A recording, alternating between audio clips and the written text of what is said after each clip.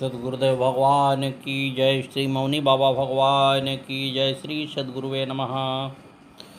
व्यास जी बोले, हे राजन, इस प्रकार जब सभी देवता भय से व्याकुल होकर अत्यधिक चिंतित हो उठे, तब भगवती अंबिका ने कमल सदृश नेत्रों वाली काली से कहा, हे चामुंडे, तुम शीघ्रतापूर्वक अपना मुख पूर्ण रूप से फैला लो और मेरे शास्त्राघात के द्वारा रक्त बीज के शरीर से निकलते रक्त को जल्दी जल्दी पीती जाओ। तुम दानवों का भक्षण करती हुई इच्छानुसार युद्ध भूमि में विचरण करो। मैं तीक्ष्ण बाणों, गदा, तलवार तथा मूसलों से इन दैत्यों को मार डालूंगी। भगवती अंबिका के कहने पर पराक्रम वाली देवी चामुंडा रक्त बीज के शरीर से निकलने वाले रक्त को पीने लगी। जगदम्बा खड्ग और मूसलों से दैत्यों को मारने लगी। उनके रक्त से पैदा हुए रक्त बीज को भी चामुंडा ने मार डाला और अंबिका ने उस रक्त बीज को मार डाला। चामुंडा ने उसके शरीर से निकलने वाले रक्त को पीकर उसका नामो निशान मिटा दिया। रक्त बीज को मरा हुआ देखकर दानवों ने भयभीत होकर के शुंभ के पास जाकर कहा, हे महाराज, हमारे नाश करने को तो एक अंबिका ही पर्याप्त थी। अब तो उसकी सहायता करने और दानवों का नाश करने अनेक देवियां रणभूमि में दैत्य का नाश कर रही हैं। शुंभ बोला, तुम सभी भयभीत हो रहे हो, पाताल चले जाइए। मैं अंबिका को उन सभी देवियों सहित मार डालूंगा। निशुंभ बोला, मैं अभी रणभूमि में जाकर कालिका आदि को मारकर अंबिका को आपके पास ले आऊँगा। अभी भी दानवों को अंबिका को प्राप्त करने की आस लगी हुई है। सद्गुरुदेव भगवान की जय। निशुंभ सिंह और धनुष लेकर संग्राम भूमि में आकर भगवती के ऊपर बाणों की वर्षा करने लगा। भगवती चंडिका ने भी बाण समूहों से निशुंभ को आच्छादित कर दिया। तब क्रोधित होकर शुंभ भी कालिका पर प्रहार करके भगवती अंबिका को पकड़ने सेना के साथ बड़े वेग से आया। भगवती को देख विवाह की अभिलाषा त्याग कर हाथ में धनुष लेकर खड़ा रहा। भगवती कहने लगी, हे दानव, यदि तुम जीवित रहने की इच्छा रखते हो तो सभी पाताल या समुद्र में चले जाओ। भगवती का वचन सुनकर निशुंभ ने उनके ऊपर तथा सिंह के ऊपर भी खड्ग से प्रहार किया, लेकिन भगवती ने उसके प्रहार को निस्तेज कर दिया। दोनों में घमासान युद्ध होने लगा। देवी कहने लगी, दुष्ट, अब मैं तुझे नहीं छोड़ूंगी।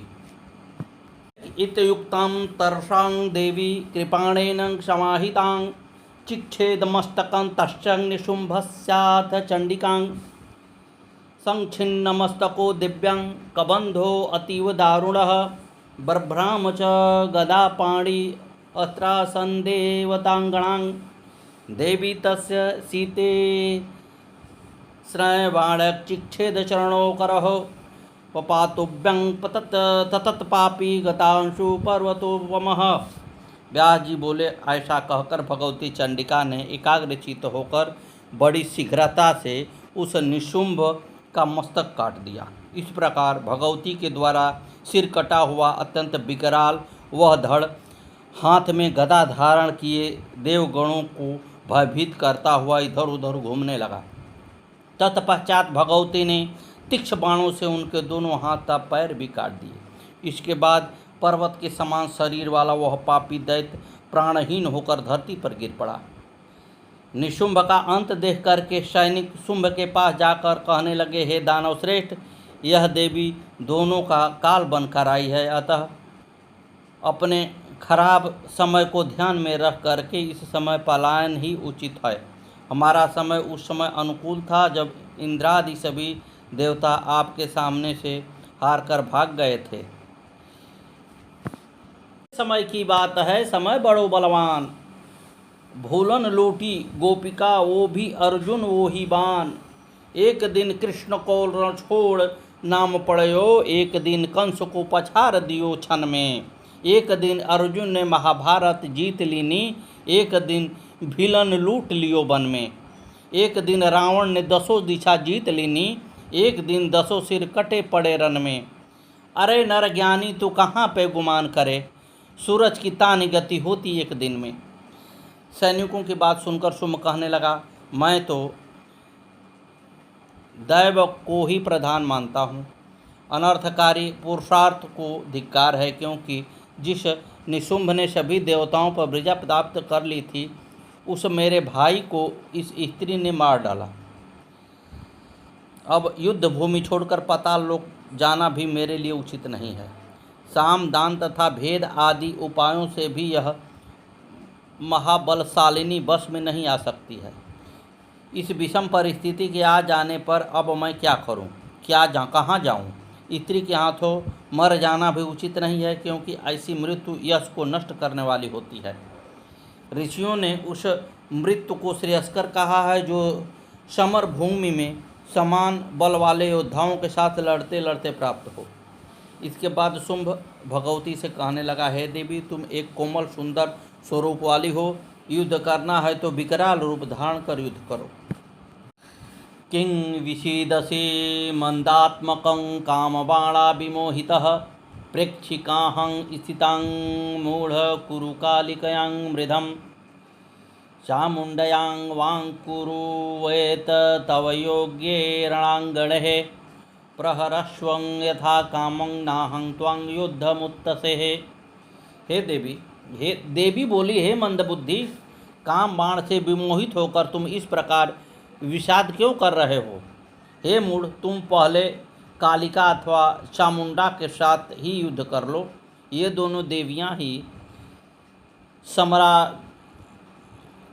सम्रांगण में तुम्हारे साथ युद्ध करने में पूर्ण समर्थ हैं। मैं तो केवल दर्शक बनकर खड़ी हूँ। तुम इन दोनों पर यथेष्ट प्रहार करो, मैं तुमसे लड़ने की इच्छा नहीं करती। भगवती के इस प्रकार कहने पर काल रूपिणी कालिका और शुंभ में घमासान युद्ध होने लगा। दोनों तरफ से घात प्रतिघात होने लगे।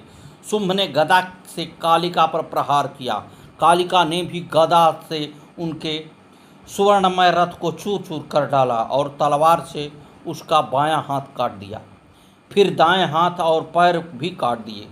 फिर भी वह दानव तेजी से कालिका की तरफ दौड़ा। उसे आते देखकर कालिका ने उसके कमल सदृश मस्तक को काट दिया, जिससे उसके कंठ से रक्त की अजस्र धारा बहने लगी। मस्तक कट जाने पर पर्वत तुल्य वह शुंभ जमीन पर गिर पड़ा और उसके प्राण शरीर से निकलकर तत्काल प्रयाण कर गए। दैत्य शुंभ को इस प्रकार प्राण विहीन होकर गिरा हुआ देखकर इंद्र सहित सभी देवता भगवती चामुंडा तथा काली की स्तुति करने लगे। व्यास जी कहने लगे, हे राजन, सभी देव भगवती चामुंडा और कालिका की स्तुति करके प्रसन्न होकर चले गए।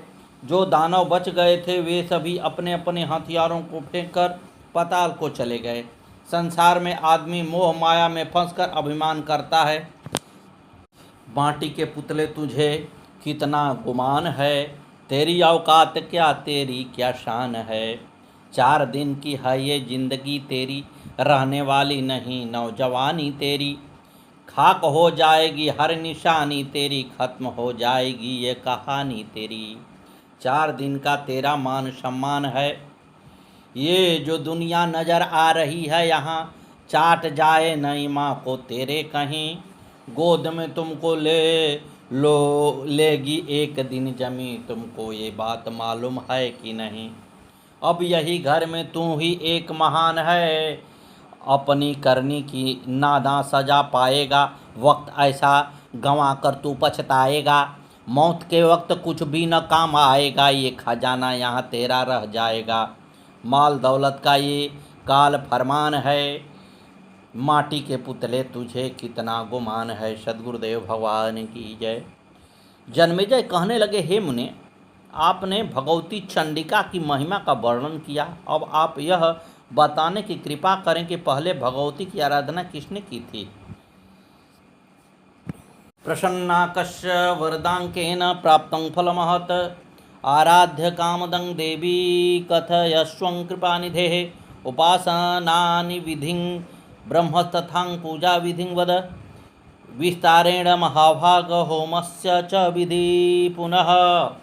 वे वरदायिनी भगवती किसके ऊपर प्रसन्न हुई? संपूर्ण कामनाओं को पूर्ण करने वाली देवी की उपासना करके किसने महान फल प्राप्त किया है।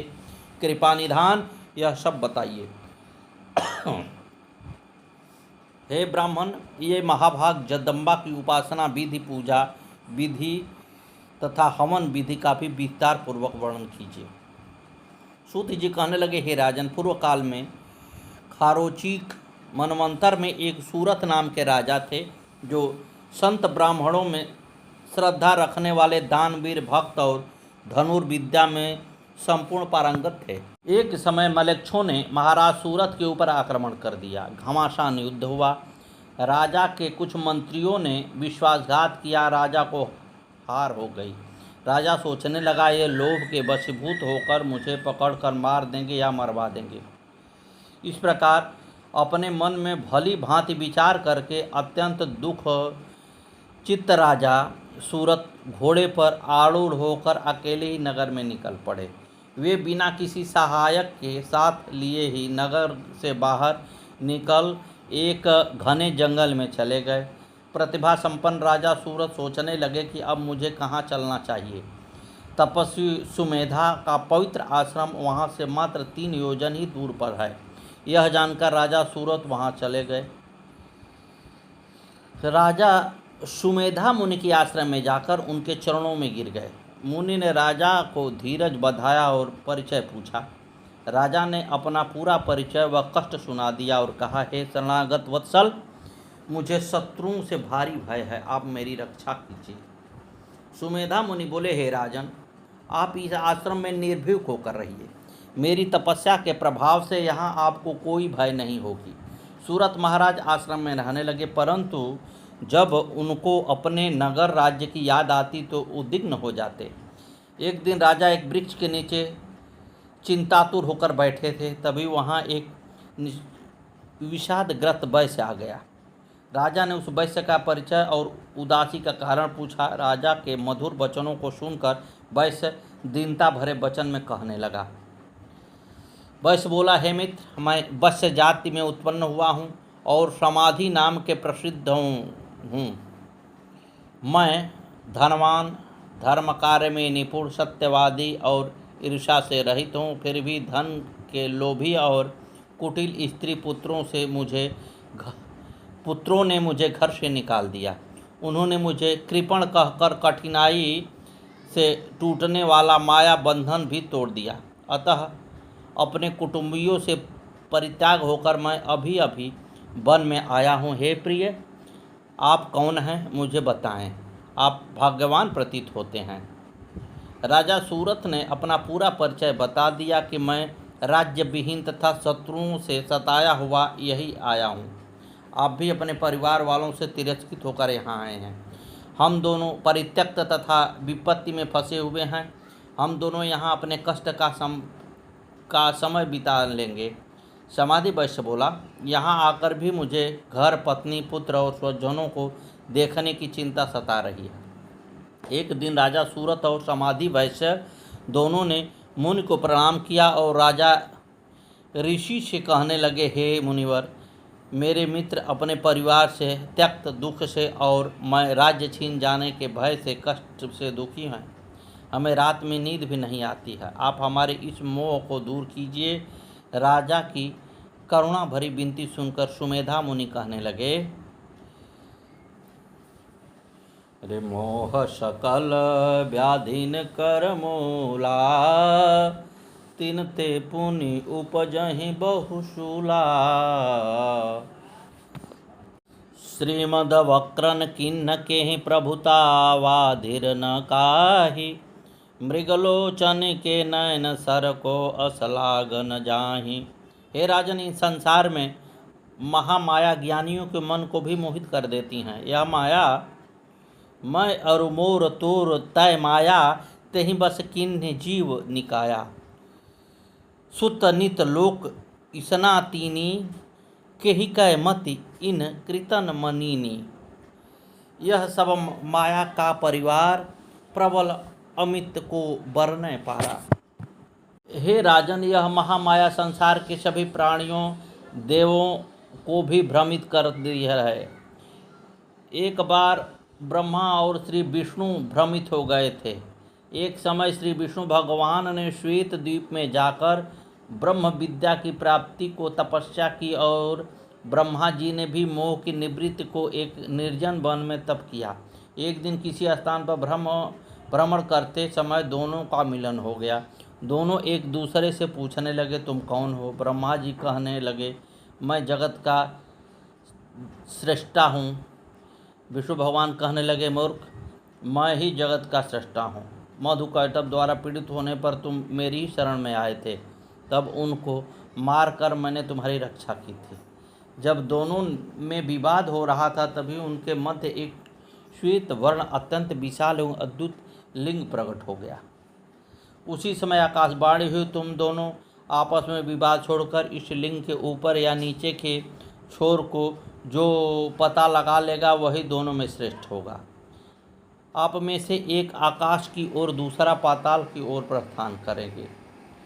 इसे सुनकर विष्णु भगवान पाताल की ओर और ब्रह्मा आकाश की ओर तरफ गए। विष्णु भगवान तो चलते चलते थक करके उसी स्थान पर आ गए। ब्रह्मा जी ऊपर को गए और शिव जी की मस्तक से गिरे पुष्प को लेकर आ गए और कहने लगे, मैं ऊपर जाकर पता लगा आया हूँ, पहचान हेतु यह केतकी का पुष्प लेकर आया हूँ। विष्णु भगवान बोले कि साक्ष्य कौन है? केतकी बोली, शिवलिंग के मस्तक पर स्थित मुझे ब्रह्मा जी लेकर आए हैं। इसे सुनकर उनकी बात पर अविश्वास करते हुए विष्णु भगवान कहने लगे, केतव्यं वचनं श्रुत्वा हरिराह स्वयन्निव महादेव प्रमाणं मे यदशो वचनं वदेत। केतकी की बात सुनकर भगवान विष्णु मुस्कुराते हुए बोले कि मेरे लिए तो महादेव ही प्रमाण है, यदि वे ऐसी बात बोल दें तो मैं मान लूँगा। ऋषि बोले, तब विष्णु की बात सुनकर सनातन भगवान महादेव ने क्रुद्ध होकर केतकी से कहा, असत्य भाषिणी, ऐसा मत बोलो। मेरे मस्तक से गिरी हुई तुझे ब्रह्मा बीच में ही पा गए थे। तुमने झूठ बोला है, इसलिए अब मैंने सदैव के लिए तुम्हारा त्याग कर दिया है। तब ब्रह्मा जी ने लज्जित होकर भगवान विष्णु को नमस्कार किया। उसी दिन से शिव द्वारा पुष्पों में से केतकी का त्याग कर दिया गया। हे राजन, आप यह जान लीजिए कि माया का बल ज्ञानियों को भी मोह में डाल देता है, तब सामान्य आदमी की बात क्या है। यह संपूर्ण जगत दृश्य है, परम पुरुष इसका दृष्टा व कर्ता नहीं है। वे असत सत्य स्वरूप देवी ही इस जगत की आदि हैं। स्वयं देवाधिदेव लक्ष्मीपति भगवान विष्णु देवताओं के कार्य हेतु दैत्यों से छल कपट करते रहते हैं। अनेक अवतार लेकर के दैत्यों के साथ युद्ध करते हैं। जगतगुरु भगवान विष्णु में भी यही माया शक्ति अपना प्रभाव डालती है। वे परम प्रकृति स्वरूपा महामाया ज्ञानियों के मन को आकृष्ट करके मोहित कर देती है। जिस भगवती के द्वारा अस्थावर जंगमात्मक यह संपूर्ण जगत व्याप्त है, वे ही ज्ञानदायिनी, मोहदायिनी तथा बंधन में मोक्ष प्रदान करने वाली हैं। वे भगवती ही अपनी लीला से उनकी रचना करती हैं और उन्हें अपने अपने कार्य जगत का सृजन, पालन और संहार में प्रवृत्त करती हैं। वे देवी उनमें अपने अंश शक्ति का आरोपण कर उन्हें बलवान बनाती हैं। उन्होंने सरस्वती, लक्ष्मी, पार्वती के रूप में उन्हें अपनी शक्तियाँ दी हैं। अतः वे त्रिदेव उन्हीं परम्बा का सृजन, पालन और संहार करने वाली जानकर प्रसन्नतापूर्वक उनका ध्यान और पूजन करते हैं। जन्मेजय कहने लगे, हे भगवान, अब आप मुझे देवी की आराधना विधि भली भांति बताइए। ऋषि कहने लगे, हे राजन, अब मैं उन महामाया की जो काम, मोक्ष और ज्ञान देने वाली हैं, उनके पूजन की विधि बताता हूँ। हे राजन, नवरात्र में प्रतिदिन तीनों चरित्रों का प्रथम, मध्य और उत्तम चरित्र पाठ करके विसर्जन करना चाहिए। हे राजन, कल्याण चाहने वालों को अश्विनी और चैत्र मास के शुक्ल पक्ष में विधि पूर्वक नवरात्र व्रत करना चाहिए। इस नवरात्र में उपवास भी करना चाहिए। अनुष्ठान में जपे गए मंत्रों के द्वारा शर्करा, घी और मधु मिश्रित पवित्र खीर से विस्तार पूर्वक हवन करना चाहिए तथा उत्तम बिल्व पत्रों, लाल कनैल के पुष्पों अथवा शर्करा मिश्रित तिलों से हवन करना चाहिए। अष्टमी, नवमी और चतुर्दशी को विशेष रूप से देवी पूजा करना चाहिए और इस अवसर पर ब्राह्मण भोज भी करना चाहिए। ऐसा करने से निर्धन को धन की प्राप्ति होती है, रोगी रोग मुक्त हो जाता है, पुत्रहीन व्यक्ति सुंदर और आज्ञाकारी पुत्र को प्राप्त करता है और राजाच्युत राजा को सार्वभौम राज्य प्राप्त होता है। देवी महामाया की कृपा से शत्रुओं से पीड़ित मनुष्य अपने शत्रुओं का नाश कर देता है।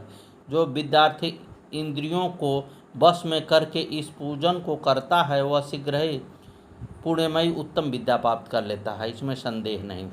अतः आप उन भगवती की स्तुति करो, वो आपके सभी कष्ट को दूर करेंगी।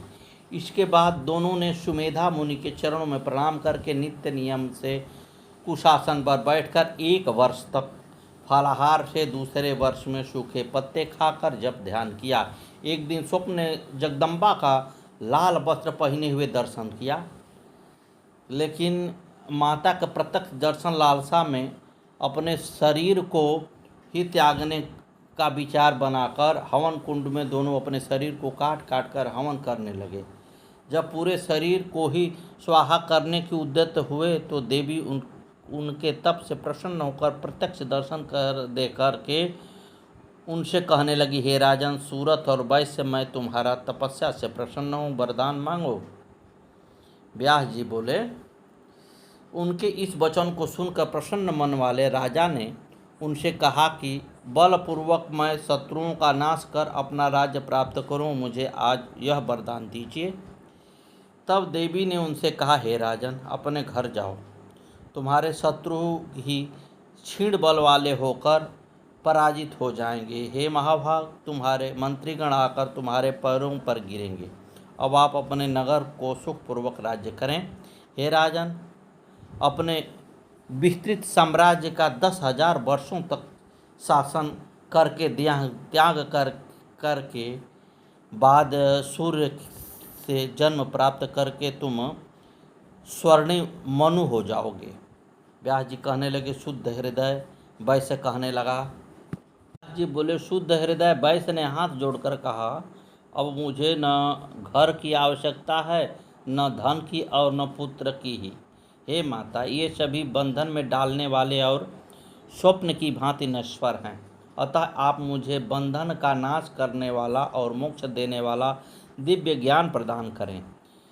इस आसार संसार में अज्ञानी डूबे जाते हैं और ज्ञानी पार उतर जाते हैं, इसलिए वे संसार की इच्छा नहीं करते। तब अपने समक्ष खड़े वैश्य की बात सुनकर देवी महामाया ने कहा, हे वैश्य श्रेष्ठ, तुम्हें ज्ञान प्राप्त होगा, इसमें संदेह नहीं है। सभी देवता माता अनुसुईया के पास गए और सारा समाचार बता दिए।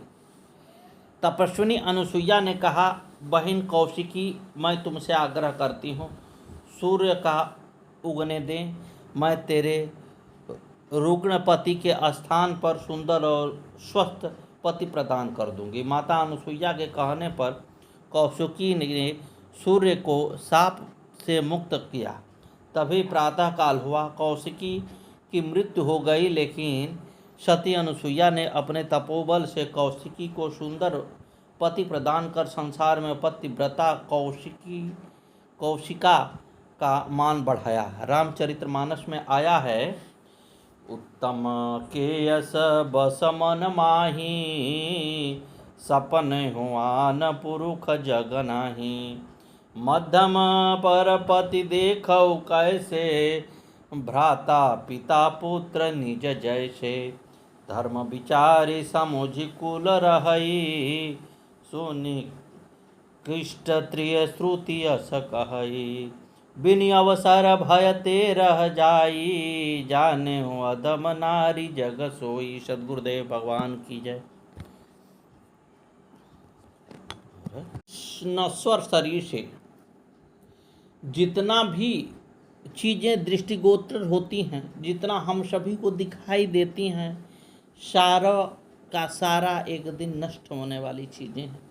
सबकी आयु एक दिन समाप्त हो जाती है। इसलिए हे मन, प्रभु को भज, और कोई चारा नहीं है। हमने यहाँ धन दौलत खूब कमाया, बैंक बैलेंस किया, लेकिन कोई साथ नहीं जाएगा। मरने के बाद क्या साथ जाएगा? प्रभु गुरुदेव का स्मरण और उनका भजन कीर्तन, उनके नामों का जप। ये हमारे लिए मरने के बाद यही हमारे खर्चे होंगे, इसी का हमको हिसाब देना है। इसलिए हे मन, गुरु के चरणों में लीन हो। गुरु से अपना नाता लगा, दुनिया से नाता मत लगा। दुनियादारी में न फंस के गुरु के चरणों में फंस जा, जिससे बंधन कट जाए।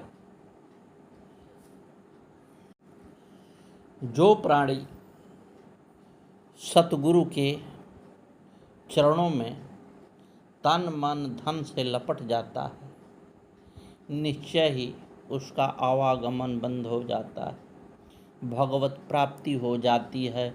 अब इस पृथ्वी पर आके दुख भोगने की कोई आवश्यकता नहीं रहती। लेकिन जब तक हम अभिमान करेंगे, माया में फंसे रहेंगे, तब तक बार बार किसी न किसी जीव के रूप में इस पृथ्वी पर आना पड़ेगा और भोगना पड़ेगा।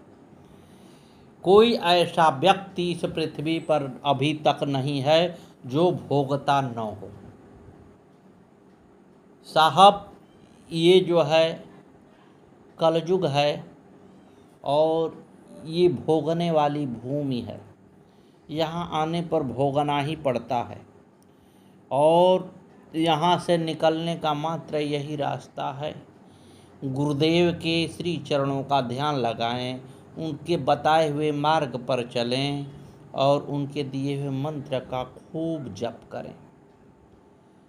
यही एकमात्र आपको उपाय है और कोई उपाय नहीं है। हमारे पास इतनी लंबी आयु नहीं है कि 1000 वर्ष साधना करके प्रभु को प्रत्यक्ष दर्शन करें, को आके प्रसन्न हो और कहे वत्स वर मांग। ऐसी भी आयु नहीं है मेरे पास। थोड़ा सा आयु लेके हम लोग पृथ्वी पर आए हैं। अपने से जितना हो सके धर्म कर्म करें, पाप से कोसों दूर रहें, तभी कुछ बात बन सकती है। संतों का संगत करें, सबसे बड़ा चीज़ है संतों का संगत। इससे बुद्धि जो है सुधरनी शुरू होती है, पापाचार कटना शुरू होता है, प्राणी पाप से दूर होने लगता है। और नहीं तो व्यक्ति अधर्म करने लगता है, दारू मांस की ओर आकृष्ट होता है और वही कान करते करते अपनी इहलीला को समाप्त कर देता है। और वहाँ जाने के बाद जब उसको दंड मिलता है, बार बार मारा जाता है, बेहोश होता है, पानी छिड़क के फिर मारा जाता है। अनेकों प्रकार की यातना देने के बाद तो पुनः कीड़े मकोड़े की जोनी में फेंक दिया जाता है, जाओ फिर से पैदा होकर भोगो। इसलिए हे मन, तू सतगुरु को भज ले। इस बार तुमको चांस मिला है, फिर नहीं मिलेगा। इस बार प्रभु को भज के मुक्ति पाले। सद्गुरुदेव भगवान की जय। आगे की कथा कल।